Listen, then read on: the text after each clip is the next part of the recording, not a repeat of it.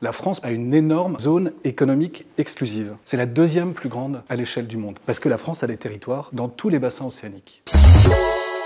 À qui appartient l'océan? L'océan, c'est plus des 2/3 de la surface de la planète. C'est un énorme espace. Et on peut penser à l'océan comme un espace de liberté. Aller faire de la voile, aller nager dans l'océan. Alors de façon pragmatique, on peut distinguer plusieurs espaces en fonction de la distance à la côte. D'abord très près de la côte, à peu près 20 km de distance de la côte, on est dans les eaux territoriales. Les États ont le droit, dans ces eaux, de faire tout ce qu'ils font sur leur territoire. D'exploiter les fonds marins, de développer des aires marines protégées. Au-delà des eaux territoriales, on trouve ce qu'on appelle la zone économique exclusive. Là encore, sous la responsabilité des États. C'est beaucoup plus vaste, plus de 350 km des côtes. La France, par exemple, a une énorme ZEE.